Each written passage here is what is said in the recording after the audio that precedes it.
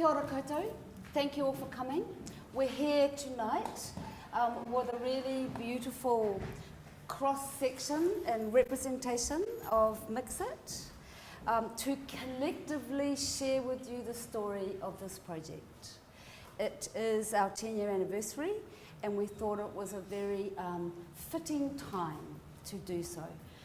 My name is Wendy Preston. I am the producer and director of the project. So I will allow the rest of the panel to introduce themselves and what their role in the organisation is. Hello, I'm Charmaine Barnett and I am the initiator, I suppose, of the Mixit project. I'm going to read from something I prepared earlier, otherwise I'll lose the plot and you'll go to sleep. But you can do that next. Oh. We'll just introduce everybody first. Moving along. Yeah, I'm Graciano Ganze. I'm a youth leader and a trustee. And I'm Hannah Menda and I'm a youth leader. I'm Kavisha and I'm a youth leader. My name's Tahi McBoran and I work as a guest artist and facilitator. Yep, Tawana Manimo and I'm a guest artist facilitator. I'm Farosa and I'm a past mixer. My name is Mohammed and I'm still a youth leader. So we are going to kick off with Charmaine. She should have the first word because she was the first voice. So go for it. Well, hello everyone. As I said before, I'm going to read these notes which I prepared before. And to explain my role, I have to go back a little bit. One of the founding beliefs of the Pleasure Trust, which is the small trust I run, is the belief that a strong, healthy, equitable society can only be achieved when the most vulnerable of its members are supported and nurtured.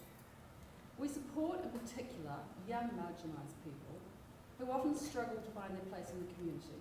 We also tend to support projects which work within an arts context, as we firmly believe the arts are a powerful and very successful vehicle for communication, self-expression and education.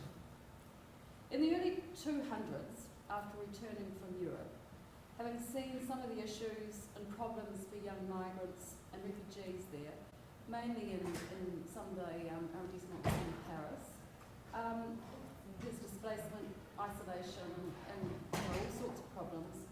I came home curious to know what was being done here for young refugees and how our trust could assist with that. After much discussion and researching over months, I found nothing much apart from a very basic short-term arrival familiarisation, and that was about it. And generally refugees seem to be forgotten and quite invisible in the community. The Trust made a decision to initiate a project.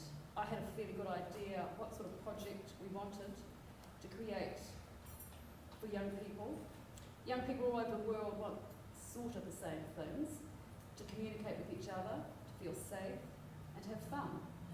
So an arts project may be where they could talk, where they could learn from each other, where they could be led by art practitioners who could guide, teach and listen, and really listen.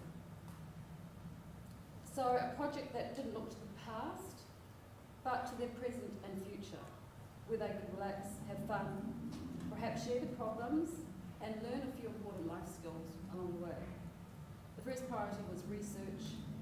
We needed to hear the voices of the refugee community, their needs, their hopes, their aspirations. And to Wendy. She came highly recommended and she got it absolutely immediately. She was commissioned by the Trust to research the refugee community here and in the UK. It took about 9 months. And at which time she presented us with a very comprehensive research document which gave us a really strong, informed starting point.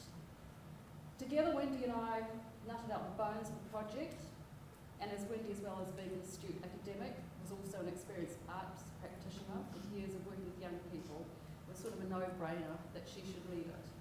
So the project was born, and the name came a bit later. Wendy and I worked together over the years, developing clear codes of practice and ethics. Fledgling funded the project over the next 6 years, so we mainly could develop without compromise and without having to wrestle with bureaucratic restraints and all the other stuff that goes with that. Mixit's success and longevity is largely because of the strong, passionate and constant leadership of Wendy. And I'm very indebted to her for making a possibility a beautiful reality. I'm very proud of Mixit. I'm very proud of its reaching this 10-year milestone, still going strong. It has touched many lives, always for the better, and it's a beacon of hope on this troubled planet. And I think it is more relevant and more important than ever. Thank you. Thanks, Charmaine. I'm going to just give you a little bit of an overview of the history and the timeline that's happened in the 10 years.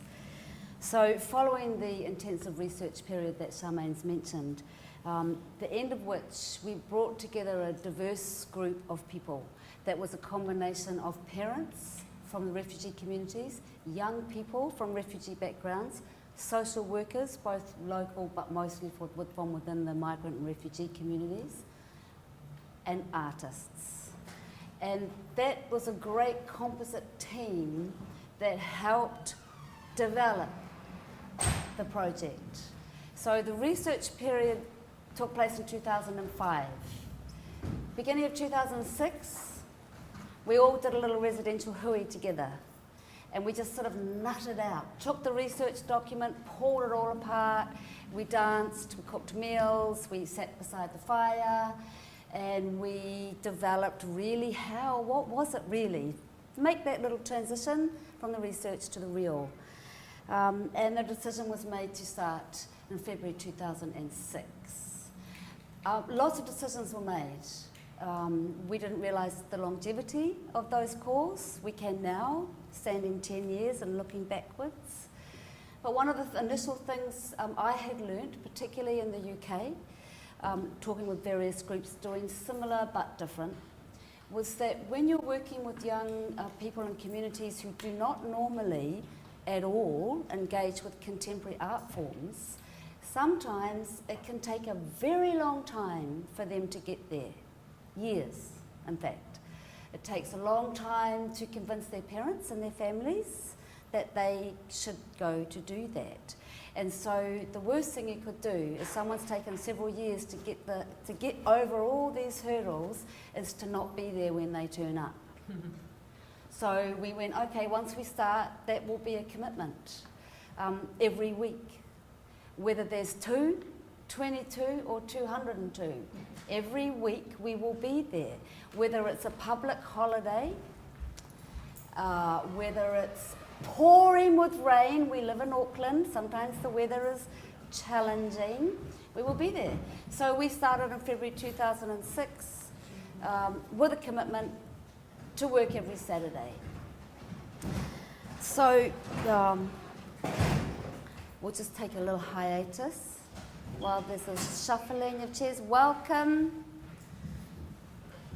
So alongside that first year of our Saturday practice, the working group that had been there at the beginning, which was growing a bit with other artists in particular, parents, community leaders, we worked developing the code and the cultural protocol and really defining the values and the mission statement, all the time connected with what was happening every weekend on the floor so that it was informed by the practice. Because sometimes it's very easy to talk at great length and to develop great theoretical constructs and beautiful validation about what you're doing, but if it's grounded in the real, it really helps keep you on track.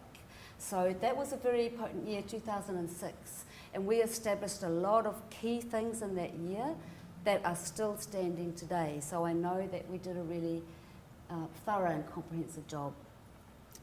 So one of the first milestones we reached was we quite quickly, in response to the young people we were working with, realised that the project was going to be a lot more powerful if it wasn't just about refugees.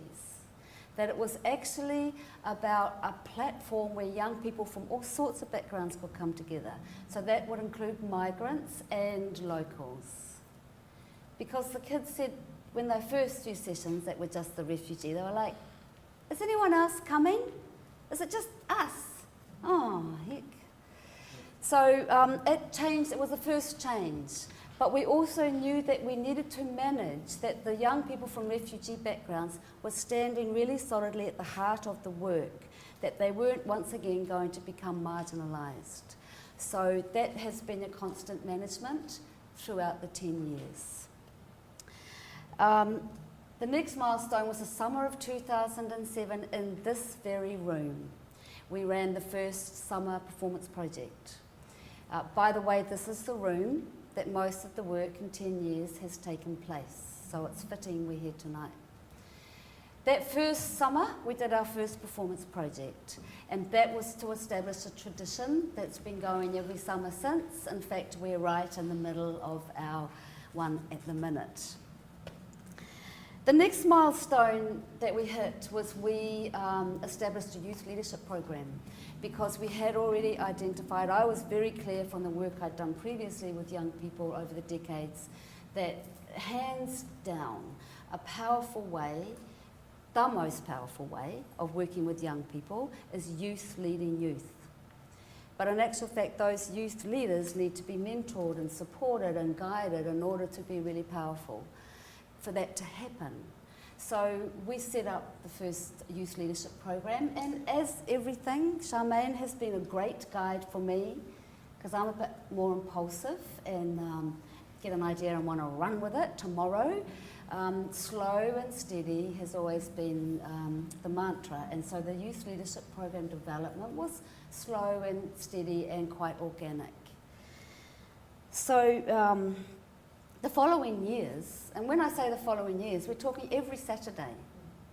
I've done every Saturday for 10 years, apart from one term I went away, but every Saturday, and then all the work through the week. But the following next few years were really about consolidation and consistency and stability, and really recognising what the essence and the important things were, and stability was really important, because we were working with young people who did not have a lot of stability in their life and often had never really experienced stability. We were becoming the stable point in their lives, and so we consolidated that, carrying on every week, up and down the stairs, lugging all our stuff from K Road to Tapak and back again every weekend. And then 2012 was a very significant milestone, because as per the plan that we'd established very clearly with Fledgling Trust in the beginning, Fledgling Trust had been committed sole benefactors of this project. I was charged with making it happen the best way it could happen, and they knew through great vision that if a whole lot of my time was spent running around finding money and then dealing with the inevitable compromise that comes with funding, that the vision might not be realised as well as it could. But at the same time, there was recognition that we couldn't just be continually dependent on one organisation. So the plan was that over time, once the roots were really set and solid in the ground, that Fledgling would step back, not off the bus, but step back, and that there would be a level of independence, that there would hopefully be a range of young people that were stepping up stronger and stronger beside us, and that we could then be ready to start to court other funding and move on. So 2012, that point came, and we established an independent charitable trust. That's my bell.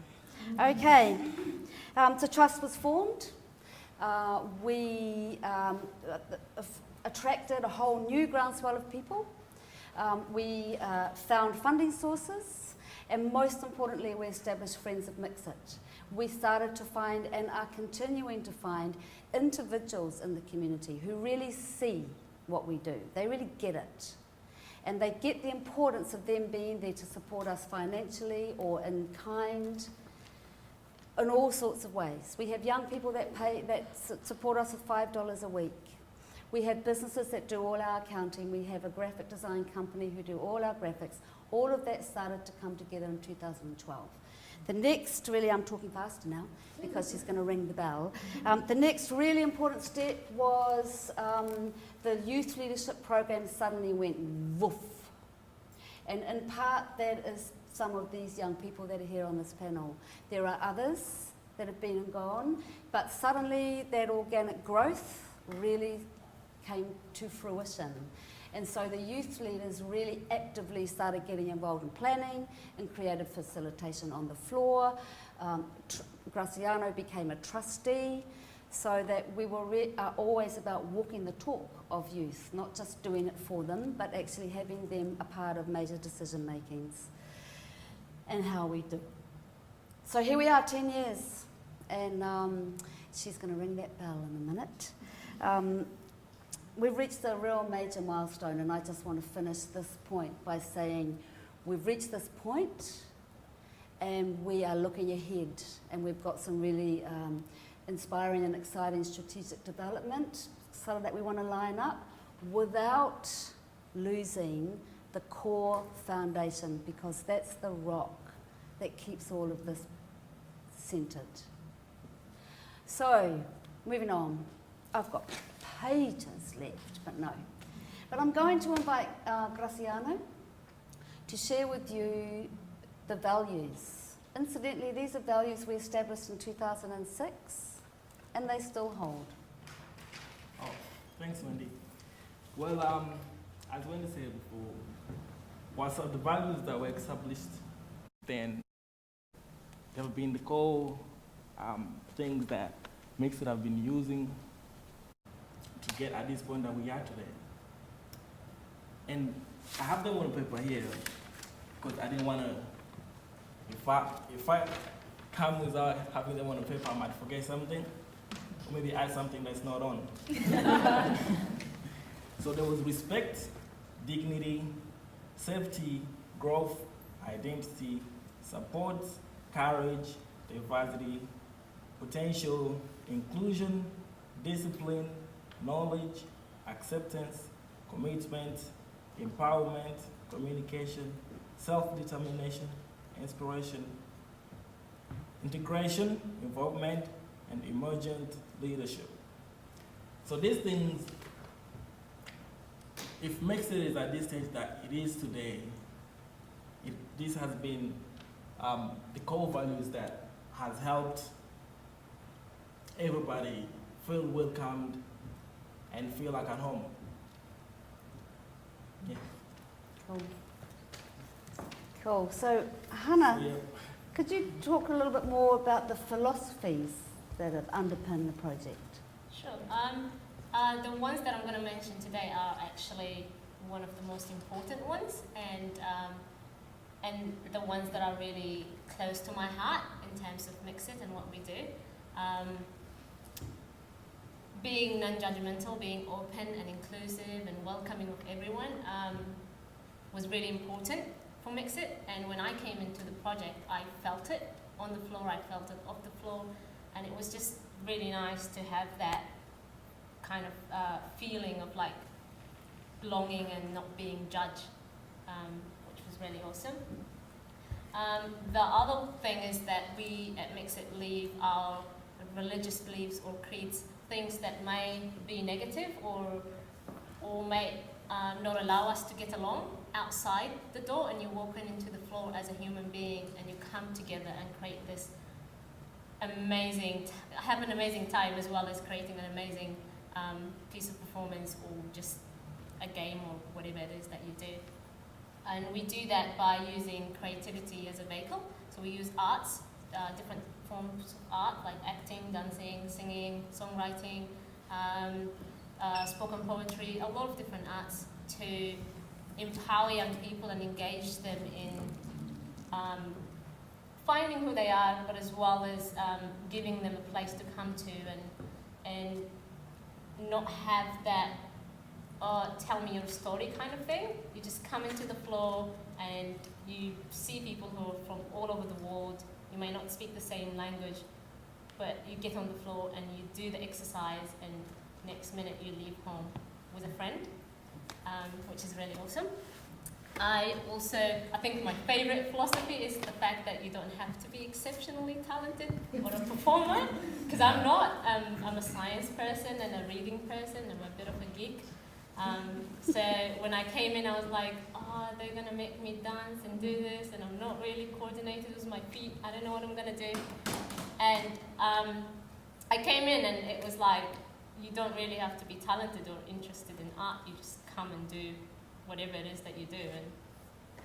And 4 years down the line now, I think I'm a better performer than I was.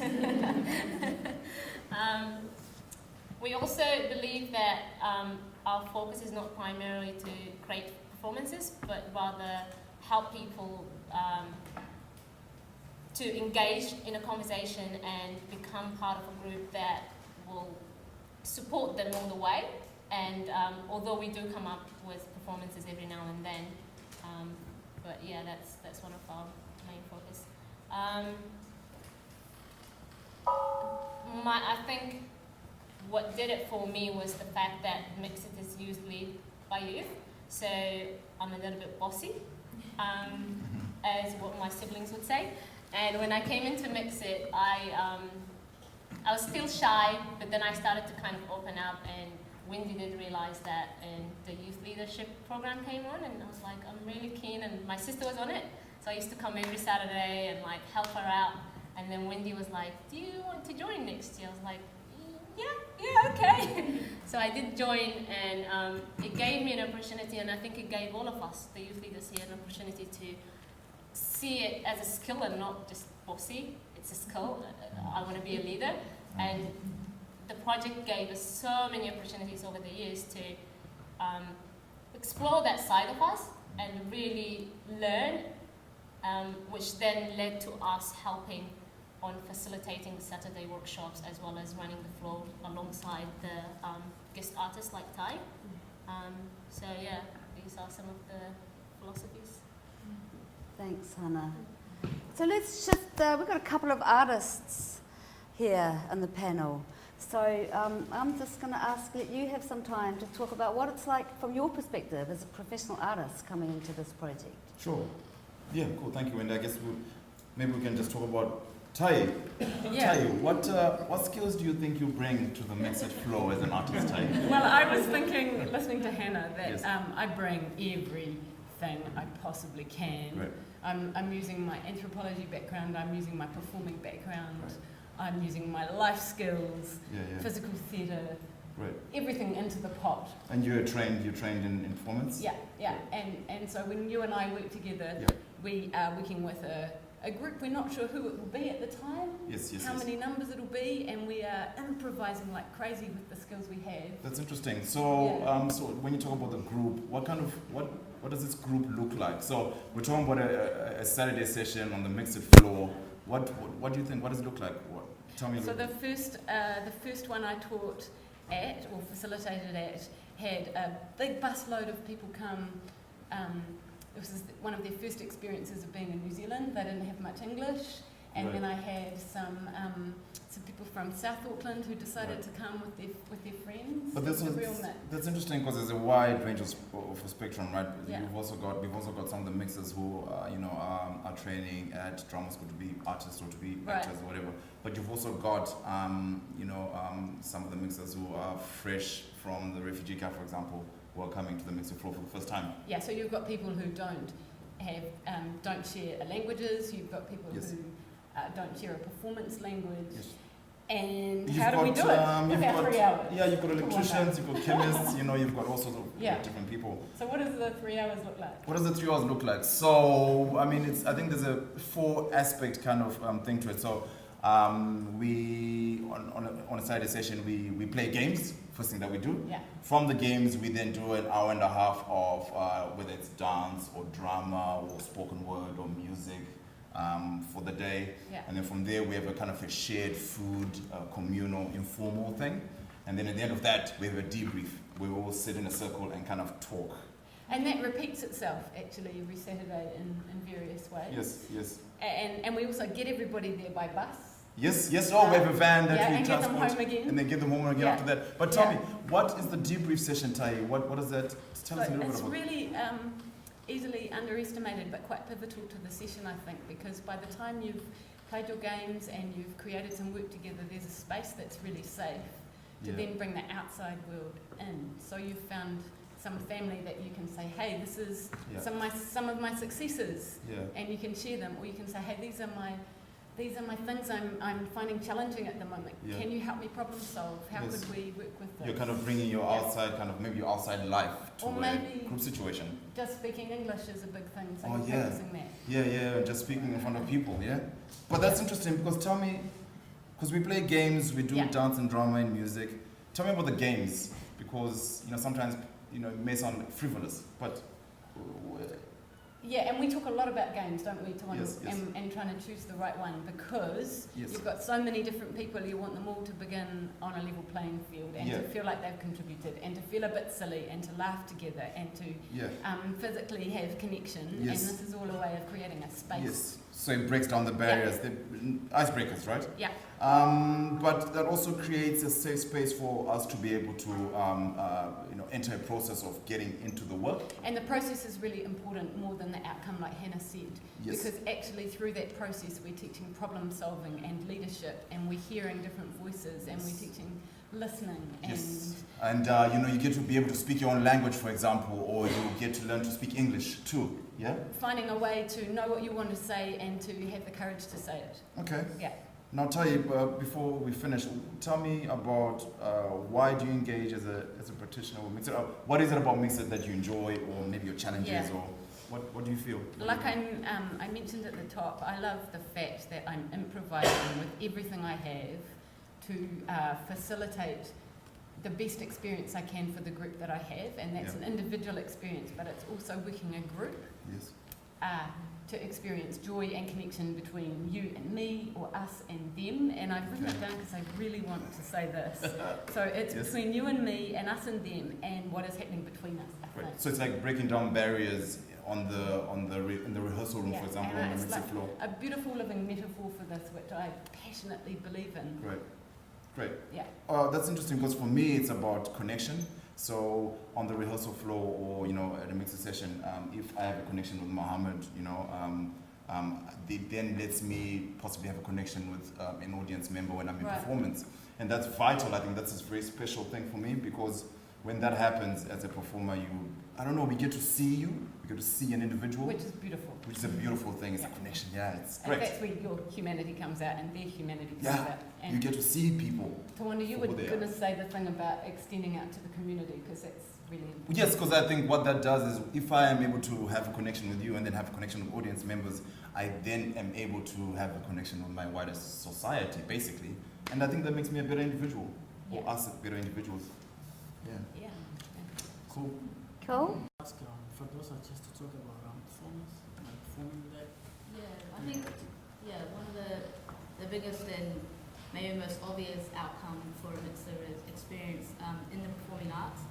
And I think this is especially important for people with refugee backgrounds or from minority backgrounds, because people might feel maybe outpriced from the drama institutions, or feel like they don't really have a foot in the door, or don't know how to navigate schools and drama clubs, and they've got this passion but they don't really know where to take it. And because Mixit is so accessible in very practical ways, but also because of the values, it's very open.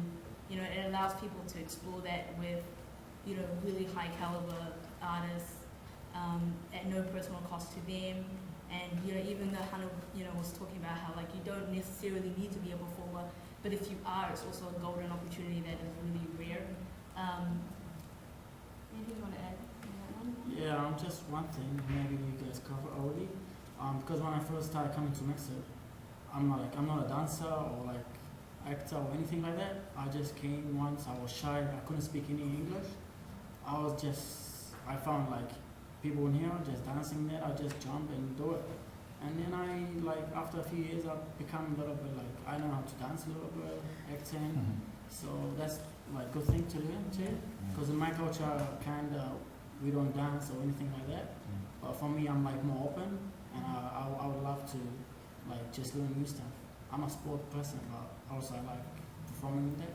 And I think the performing arts themselves are applicable. The skills that you gain from being a better performing artist is applicable to your general life. Being able to speak in front of an audience, as Hannah mentioned, similar experience for me there, and just being able to communicate with people. I think that's kind of a hidden thing that you learn as you get better in performing arts. And you were going to talk about friendships and Well, one thing is about friendship is, for me, friendship, like especially in Mixit, when I first came, I don't know anyone, especially like we're sitting here now, I didn't even know any of them. So my first week, I'm kind of shy, scared, because back home, like all Middle Eastern, we don't really know other cultures. So I was scared to talk to them or touch them, because back home we allowed to play around and like touch each other like guys, like men. But I'm just here like just to get to know them first, and then when I get to know them, like get to their cultures in there, religion in there, and then I was like, yeah, we can get along and like be friends in there. As you see, like doesn't matter like where you come from, African, Iraqi, Palestinian, whatever. Yeah, that's what I like about friendship, especially cultures. Just to understand more about other cultures, don't charge person like where they come from. Just try get to know them first, and then you can charge them after that.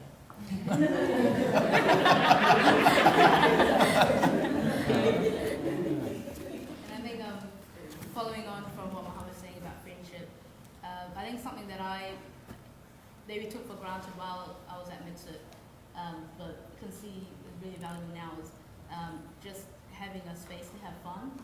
And I think for people from refugee backgrounds or refugees themselves, as teenagers, and this is true for my experience, and I think for you, Mohammed, and a lot of other people in Mixit, you feel that just a general seriousness about your life and a general weight that you're carrying, whether that be the weight of the past or the one of the future, of trying to, kind of support your family, and that seriousness that you live with, you can kind of, when you come to Mixit, you can kind of take that weight off your shoulders and just live in the present moment and just have fun. And I think for me personally, as a teenager, I was very serious, about school and all that, and because I just felt that burden of having to do it. There's no other choice. But then coming here on Saturday and just having fun and being myself and in a non-judgmental environment was really invaluable. And I think looking back, I don't know what my teenage years would have been like without that outlet for me. Yeah, just one thing is like about fun, like every day, like go to school, come back when I used to go high school. The only day I have a Saturday, like free, and I play soccer, football. But when I play soccer, if I lose the game, I get angry. Like I don't like losing. But I changed my plan and I talked to myself. I said, I don't want to play soccer for now. Let's keep going to Mixit. Because when I come to Mixit, I don't lose anything. I just make friends, play around, play game, go home happy, wake up the next morning, you're happy. But when I lose my game, I'm like, so that's what I like about it. That's what's fun for me. I think the final point that we'll speak on is confidence, which, there's not many confident people between the ages of 13 to 24 stop, and less so, I think, among, people from refugee backgrounds. And for me personally, being in an environment where you're built up for being different, for being able to speak a different language, or being creative or being something else, where that is a positive, really instills a pride, I think, in you. And for me, Mixit was the first time standing in front of on a stage in front of people, and performing. And I think that naturally builds a confidence in you, and that's something that I hold to this day, and I know that's very true for a lot of Mixers. Well, for me as a person, confidence is really important. Because when I first came to New Zealand, as I said, I couldn't speak in English, and like 5 years, I still can't believe it. Like still, I'm like kind of dreaming. Finished my study 2 years in diploma and certificate, level 6 and 5, and second language is really hard. And working at the gym now, and then communicating with people, eye contact, you have to work with them. It's really like, I can't believe it. And then to be honest, it's not just school. Like I went to school, but Mixit gave me a lot of confidence to speak in front of people, just to talk to them. Because before I don't have confidence. Like I'm just a shy person. Now I'm the one that my parents do everything basically. working in camp, doctor, everything. But what I'm trying to do now, build my confidence, give it to my brother, my little brother Ibrahim. So he's doing the summer project this summer.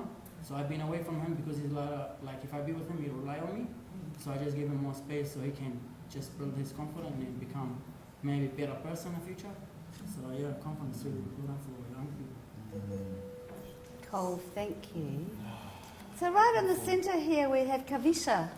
So Kavisha, pass the floor to you. Cool, thank you.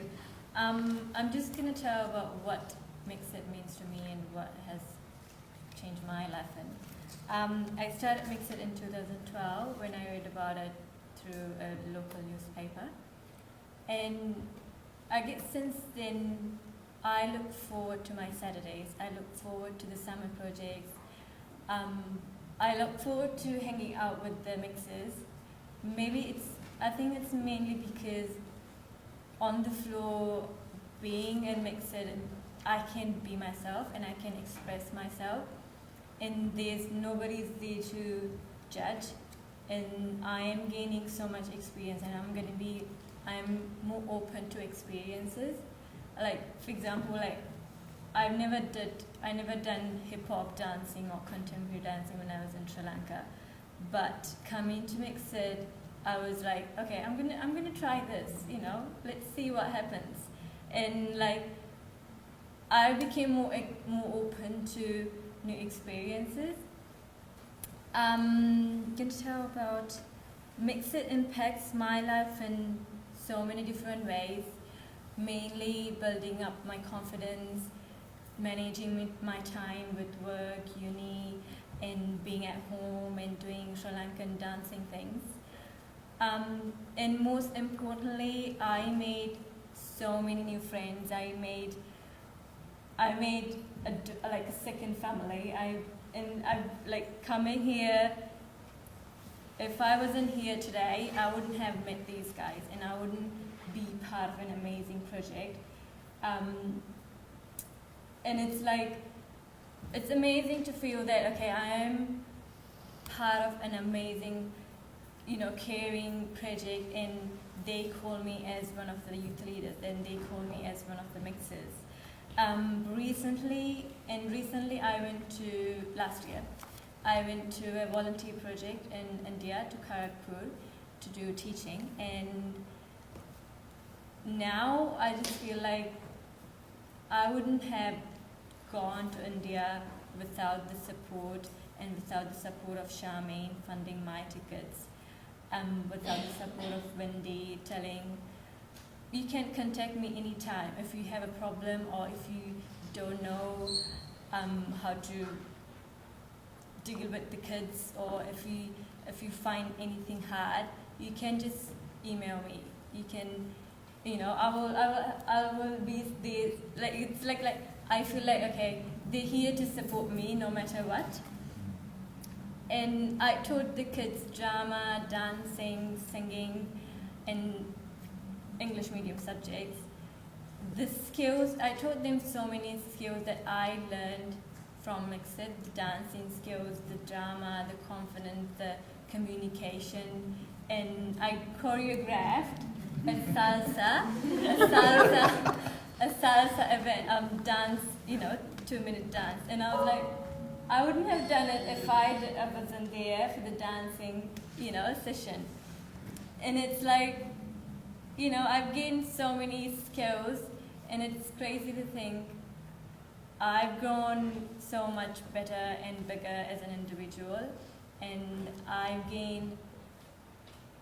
went through an adventure, and I traveled alone, and there were times that it was really hard to deal with the kids, or there were times that I don't know how to do this, and then I would think, okay, how would Wendy do? How would Tahi do the games? Because I taught them so many games, and it's amazing. And then there's so much support, and then mainly the youth leaders. When we go out to Susan's house for the youth leader retreat, and when we do all these organized things together, we have grown so much close to each other, and there's a really strong relationship between me and the youth leaders and us. And if I wasn't being part of Mixit, and I wouldn't have that experience, and I just feel like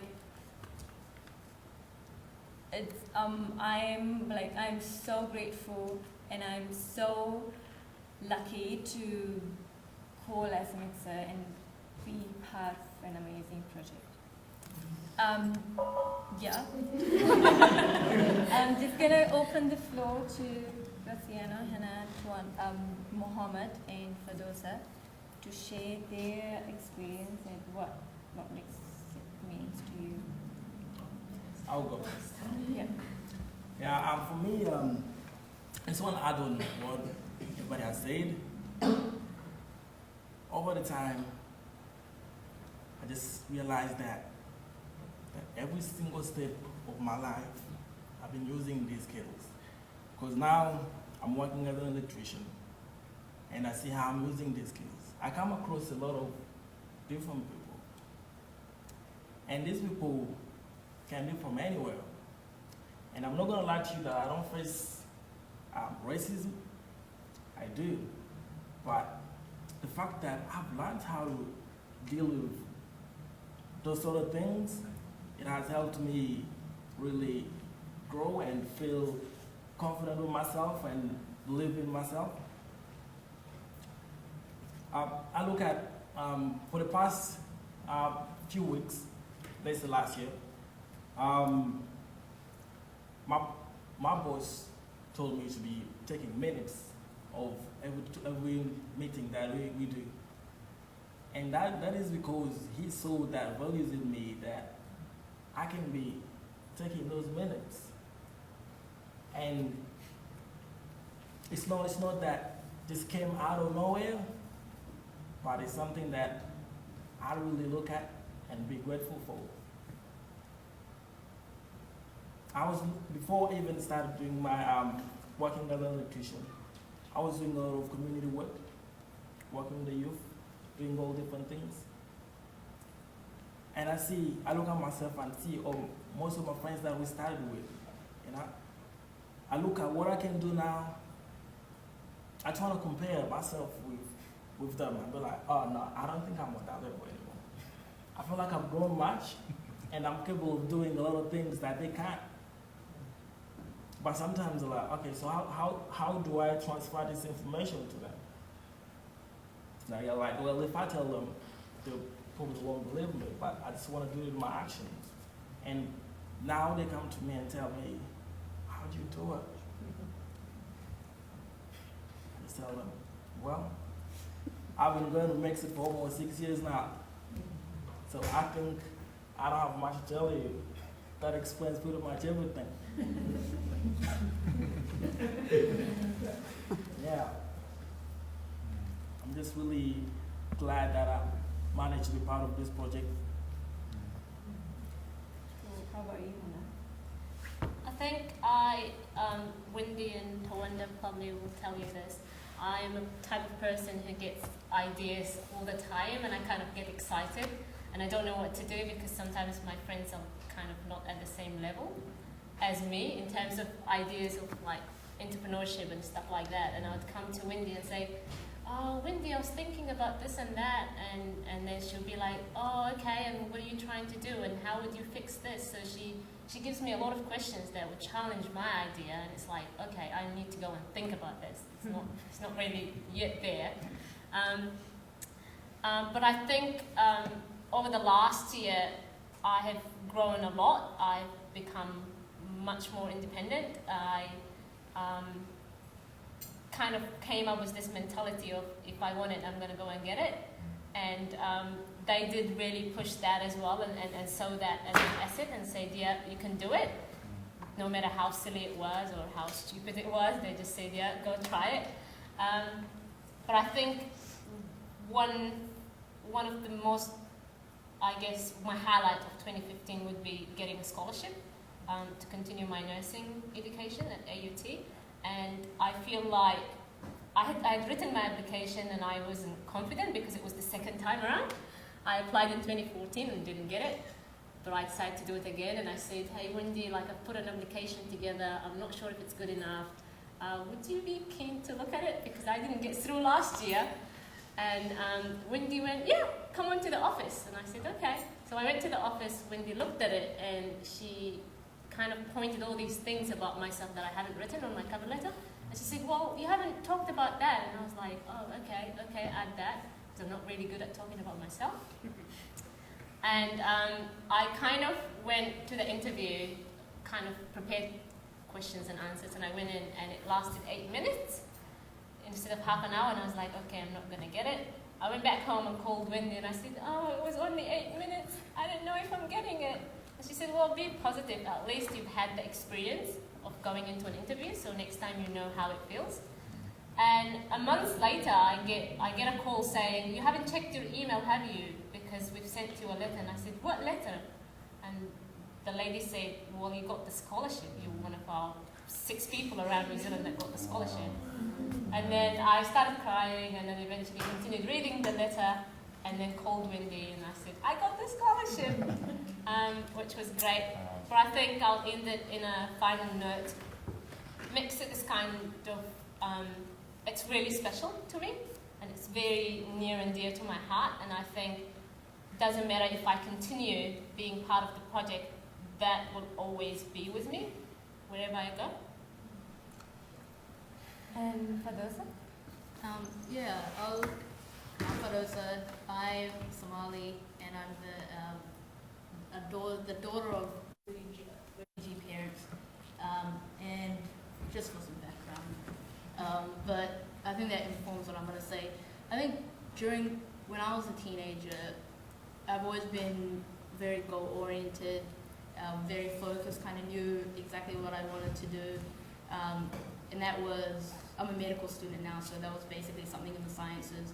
And I kind of convinced myself, maybe when I was, 13, 14, that that's what I was good at, and that's kind of my golden ticket, to, the promised land or whatever, but yeah, that's kind of, I convinced myself that's what I was going to do. And I used to write poetry in a little book that I hid under my pillow and told no one about, but that wasn't a real part of me. The science was like, that was it. And then I came to Mixit and I realized that there are actually other sides of me that I've neglected because of the emphasis that I put on future aspirations. And I think had it not been for Mixit opening my mind and telling me, you don't have to be a performer to perform, or you don't have to be good at something to do it. Because I always thought, I'm good at it, that's what I want to do. If I'm not good at it, I'm not going to try anything new. And that was kind of a fear that I lived with.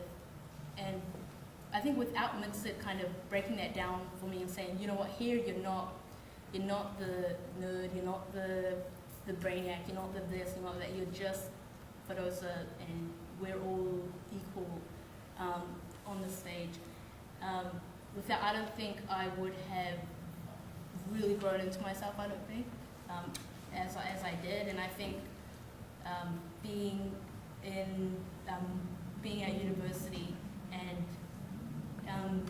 have kind of studying medicine, I think I would have, without Mixit, I would have let that kind of drive me a little bit, the same with the timetabling and whatever. But now, I go home and I know that I can write, and that will, that's going to be my outlet, or I'm going to, I am just going to go to the art gallery, or I am just going to do something.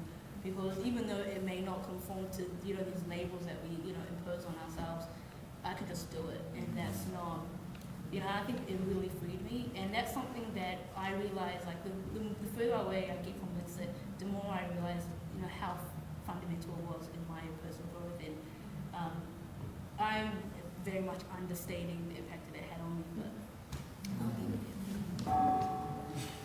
there. Just time for Muhammad. Well, my name is Muhammad.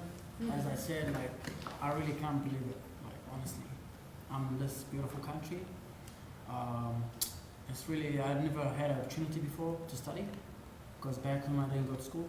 because of the problems. I was born in Iraq, but I'm originally Palestinian, and then I had an issue with my certificate and I didn't have anything. Anyways, I came to New Zealand in 2010. I went to school, main college.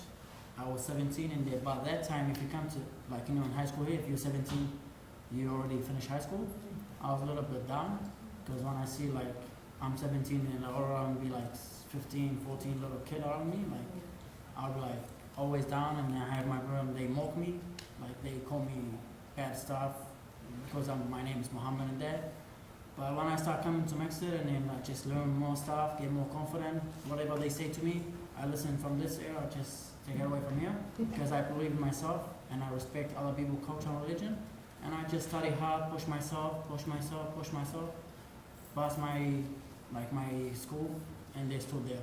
Some of them, they don't even have a job until now. They ask me for a job now. And honestly, I learned heaps of leadership skills, confidence, and I start coaching soccer team, under 12, get paid. And then my teacher from high school told me, Muhammad, you look good at sport, because my parents, they believe I can do a barbash, like work with my brother. But in here, I don't like it. I don't like doing like hell, like whatever they do. Middle East, they good at it. I'm saying, no, I like sport. Yeah, I said to them, I like sport, that's what I'm going to do. Even my English is not that good, I'm going to try it and do it. And then I applied for a scholarship. I didn't even apply for it, to be honest. Just, they ring me and they said, hey, we got a scholarship for you to study certificate sport and Greek. I was shocked, I was like, what? And I just went there, study, and I got student of the year, and that's the course, and I passed it. And they wanted me to go back to study again. And then I went back this last year and do diploma again. And then I passed it again, and then I struggle with my assignments. I ask my friend around. I don't feel down. I don't feel embarrassed to ask my friends for spelling or helping with it, because they know where I come from, especially youth leader and Wendy. So they help me from here, from there. I passed. And then I got student of the year again. And then I was shocked again, like I was crying, my mom started crying. Because like, I believe hard work paid off. And then I'm really proud of myself. I'm not putting myself up here, but honestly, in 5 years I do all of this, like it's really hard. And then I'm working now. And then when I get my full time there, for myself, I'm thinking and told my parents, I'm going to help Mixit. Because I'm trying to pay something back. It doesn't have to be money or anything, but I'm going to do something about it and then help Mixit back, because I want to see the young people to be better than me, not just like me. Especially my brother, I'm pushing him to come back because he's a little bit lazy. Young kid in this country, a little bit like, they just want someone to push them. So that's what I'm doing with my family. And then the last word I want to say, honestly, thank you very much, Wendy, for this opportunity, for bringing me to Mixit, because I met her at the refugee camp. I couldn't speak in English, I was like, blah, blah, blah, blah, and then she understood, and I asked my volunteer, she bring me here, that's it. And I stuck here. Yeah. Thank you very much again. Thank you, panel. That's, we could all talk for hours about what it is, and we've barely scratched the surface, but we hope that between the 9 of us, we've given you a sense of what this project's about. So we've just got a little bit of time left. And we'd just like to throw the floor open. And if you have any questions, you may have questions specifically for a mixer, for an artist, for Charmaine or myself. Or you may have a question and you're interested in who wants to pick it up. So, open floor. Come on, don't be shy. How many people would you have at any one time on Saturday? It varies. It can range anywhere between 10 to 25 in a session. Yeah. Sometimes the number goes up when we do our summer workshops. I mean, last year we had 30 or 31, I think, for the summer project. But this year we've got 15. So it depends. And the mixes that come in are not always the same. Yeah. So so it's a drop-in, which is great, which means there's no obligation to have to come. You can come 1 week and then not come for a month. But when you do come back after that month, it's the same thing happening on the floor. So it's like you never left. So that's a vital point, I think. Yeah, it is unusual in that. So yes, we will have on average 15 in any Saturday session, but that's from a pool of usually around 40. So it's never the same 15, ever. Even when you're close to performance. Yes. Yeah, yeah, yeah. Even Oh, yeah. when we're close to performance. So it's a really important thing that artists coming in have to understand that they may be contracted to do a 10-week course, and there's a responsibility to have the arc of that course, but you're not going to have the same people for every session. So you've got to have the flow through, because some of them do, but then every session within the 10 has to be sort of self-contained, because it's this kind of drop-in, it's like a drop-in performing arts club. It's a club. In the beginning, in the first 2 years, I was really concerned about that, and we've put a lot of time into what would happen if 400 turned up, or a whole lot turned up. What would be our ways of dealing with it? But over the years, I trust now that it's just got this extraordinary ability to self-regulate itself. So there isn't breathes in and out. And because mixers, once they belong, they feel like they belong forever. And so it is not unusual for the door to open and someone will walk in and we may not have seen them for 4 years. It's just not unusual. But they know it starts at 2 every Saturday. Don't necessarily know what's going to be on, but they know that the structure, hour and a half of engagement, there'll always be food, then there'll always be talk, and they'll know it'll be really well run and it'll just be cool. So they'll turn up. So yeah. And what's the age range? Yeah, so I guess because I deal with this, but anywhere between 14 and 25, really, yeah. But then we also can have, we have the thing that if you're in the space, then you're not an observer, so we can have grandmothers and little babies on the floor and somebody's dog and auntie. Family friendly, yeah. So we'll often have siblings, because a lot of our young people we work with have great responsibilities, huge responsibilities, and a lot of those they have to take care of their younger brothers and sisters. And if that's going to stop them from coming, well, we just go, no, the van will go out and we'll pick them all up. That's just how it is. Yeah. I want to pick up on the comment you made before about continuity. 10 years of continuity. It's 10 years of every Saturday at the same time with the same structure. I think that's really unusual. I mean, you've done more research than most people in this area, but I'm really conscious that particularly working in the local government environment, it's so ebbs and flows and different personalities come along and stamp a mood or a passion. It wanes, they float off again. The 10 years is pretty, from what I'm saying, pretty unusual. Yeah. Probably very unique. Yeah, it is. It's a fickle environment. Funding is fickle. The society is fickle. We all know that. Everybody's eyes are on refugees at the moment, but they weren't 10 years ago, and they're not going to be next year. Everybody is used to constructs of going from project to project, from a funding point of view, from what's sort of the latest trend or direction artistically or in a societal sense, and people responding to that. And that's important, but we know that we have to be stable. But in order to do that, it came from being in that incredibly precious and wonderful years of having the sole benefactor and not having to worry and not having to be buffeted by the fickleness. And yes, I've seen in the 10 years council projects come and go. Yes, we're going to set up a project for refugees and migrants, and we've got heaps of money, and we go and buy all these resources, and then we set it up and no one comes and it doesn't work. Over and over. Slow and steady.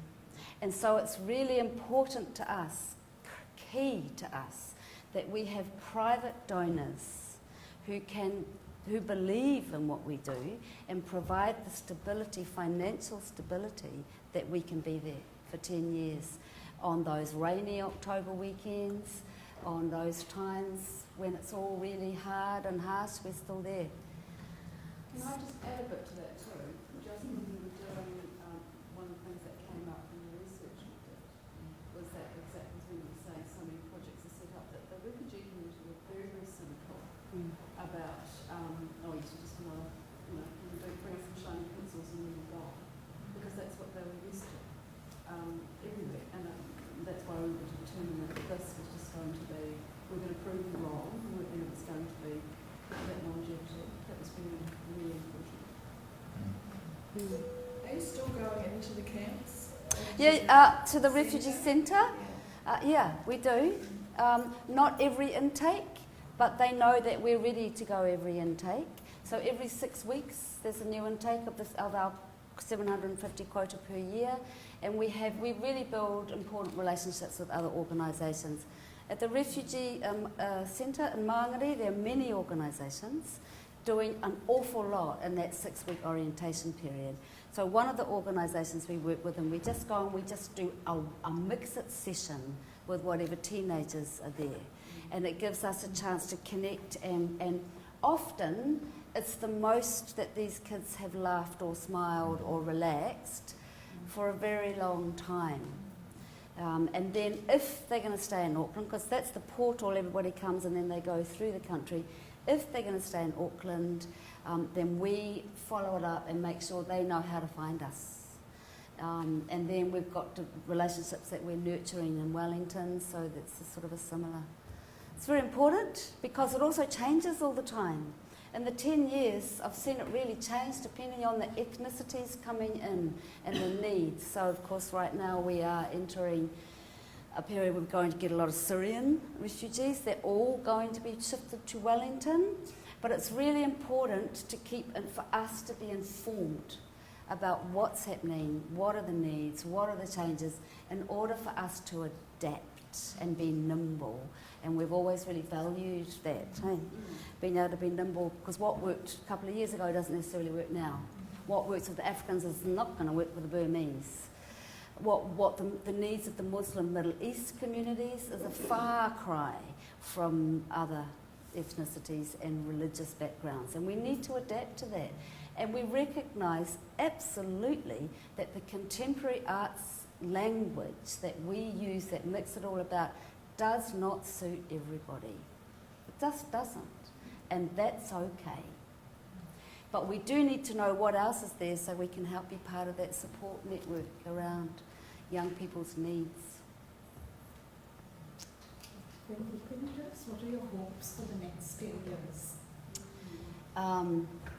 Well, sustainability, that the core programs we have continue to be there as the anchor. But we are interested in going into education and working with the education system, which is really hard and difficult, but I'm determined to find a way to do that.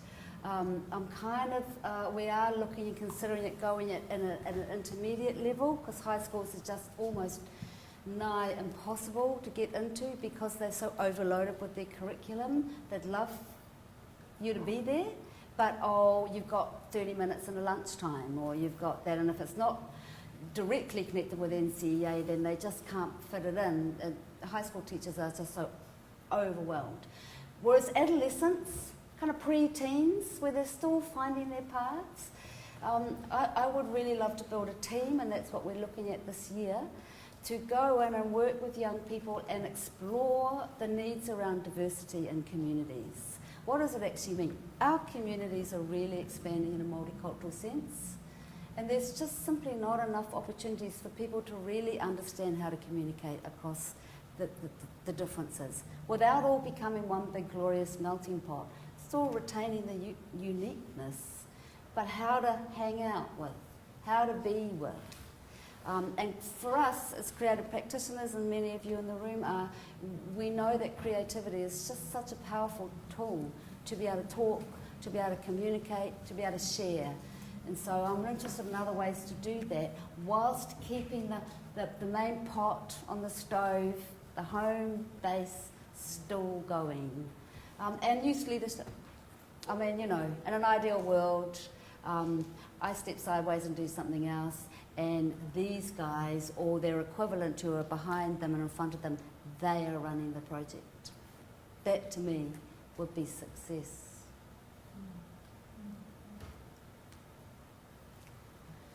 How's our timekeeping? Oh, we're over. But we can, is there any more questions, burning questions? I just had a follow-up to that about, I mean, these are adults. Yeah. What about the older adults and that philosophy? I guess it's that, you mentioned it a few times, that kind of tension between retaining and integrating. Yeah.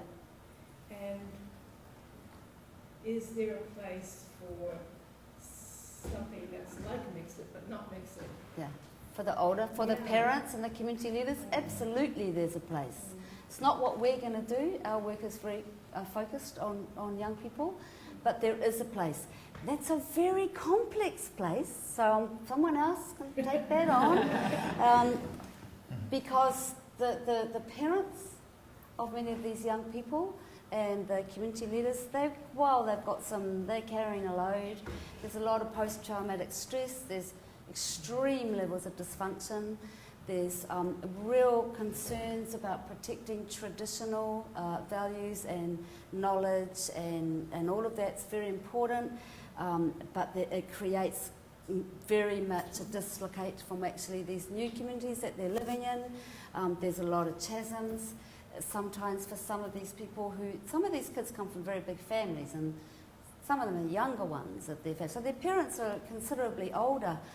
And the kids we work with, they pick up languages. Graciano, how many languages do you speak? 7. But some of the older people find it very hard to speak English and learn English, like really hard. And so they can have been here for a long time, and the levels of social isolation and then the reliance on their teenagers to be the interface with New Zealand society. So yeah, there's a heck of a need. But it might not be for the arts, because they might not like to do hip hop and roll around and all that. But there's loads of means. There's gardening. There's shared practices of weaving and fabric and textile. There's writing and poetry. There's all kinds of things. So yeah, it's a real need there. But I see Mixit addressing that in a peripheral way. When I see mothers come in and express to us, I haven't seen my child dance and laugh like that for a long time. Or I haven't, so they are vicariously enjoying, and also enjoying by proximity, being in a space where they're welcome as much as their children are welcome. So I think that there's ripples there that Mixit does address. Yeah. I think also for our parents to see us learn and pick up a new language within less than a year and do the things that we are doing right now and accomplish all the success that we are, it kind of, in a sense, they are also benefiting, maybe indirectly, from Mixit. They don't have to be on the floor to experience that and feel that and see it, and they do see it on us, and for them, sometimes for some of our parents, that's in a way, like Mixit has done enough for them through their children.